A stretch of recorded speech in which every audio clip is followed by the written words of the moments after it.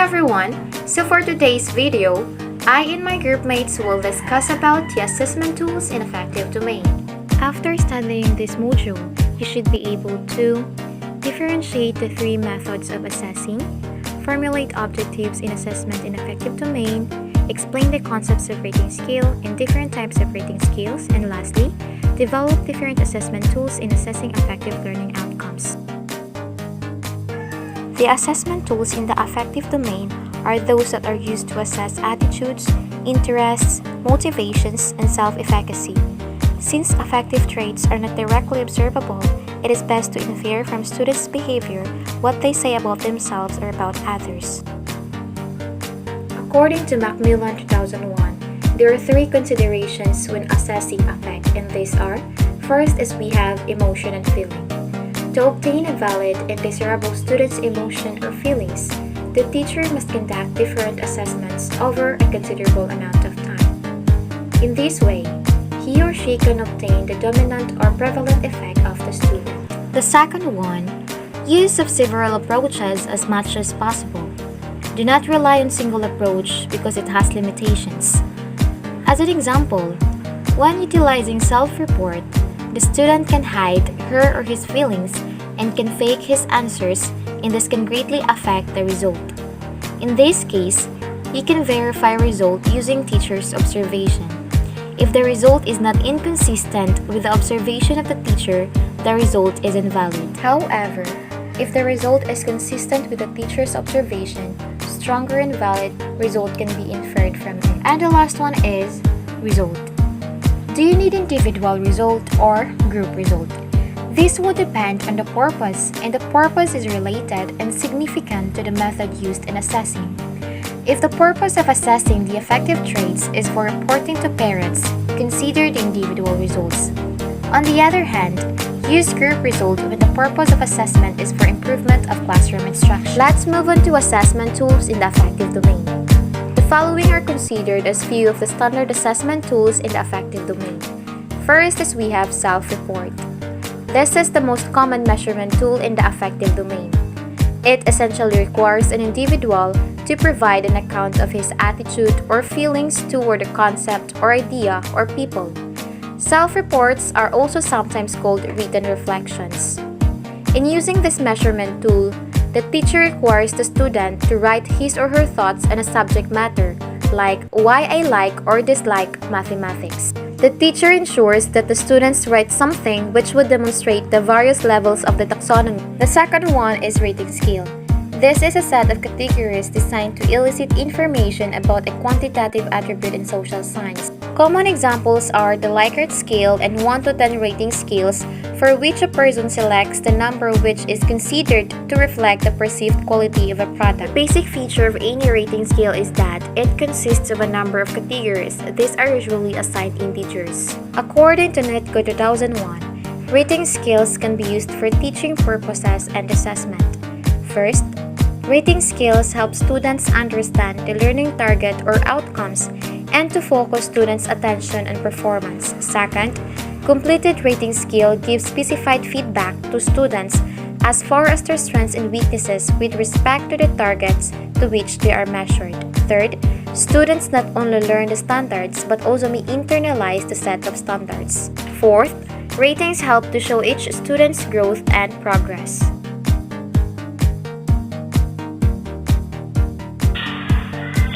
Of rating scales. The most common type of rating scales is numerical rating scales and a descriptive graphic rating scale. The numerical rating scale translates the judgment of quality or degree into numbers to increase the objectivity and consistency of results from numerical rating scale. A short verbal description of the quality level of each number may be provided. Example: indicate the degree to which the student contributes to team activity by inserting the appropriate number. The numbers represent the following values: 4. Constantly appropriate and effective. 3. Generally appropriate and effective. 2. Needs improvement, may do other unrelated tasks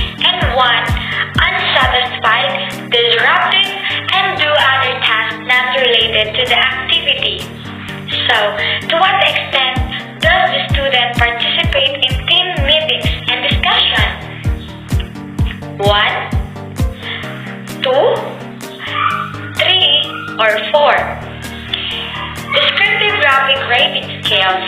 A better format for the rating is the descriptive graphic rating scale that replaces the ambiguous single word with short behavioral descriptions of the various points along the scale. By behavior descriptions leads to increased consistency of ratings across raters and students.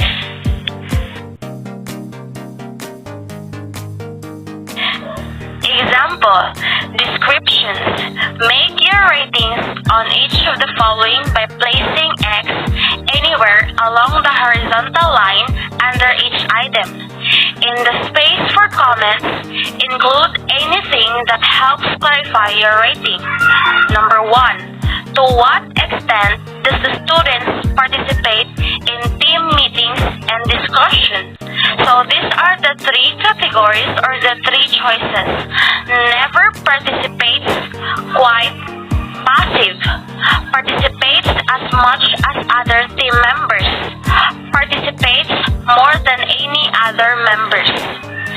Semantic differential scales tries to assess an individual's reaction to specific words, ideas, or concepts in terms of ratings on bipolar scales defined with contrasting adjectives at each end. Examples are shown below.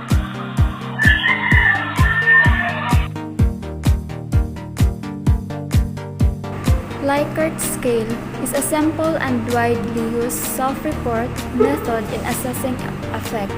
It requires that individuals tick on a box to report whether they strongly agree, undecided, disagree, or strongly disagree in response to a large number of items concerning attitude, object, or stimulus. An example is shown below. Constructing the Leicard Scale instrument. Number 1. Write a series of statements expressing positive and negative opinions toward attitude objects. Number 2. Select the best statements, at least 6, with a balance of positive and negative opinions and edit as necessary. Number 3.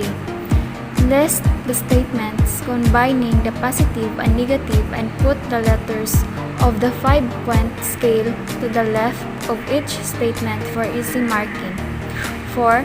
Add the directions indicating how to mark the answers and include a K at the top of the page if letters are used for each statement. 5. Some prefer to drop the undecided category so that respondents will be forced to indicate agreement or disagreement.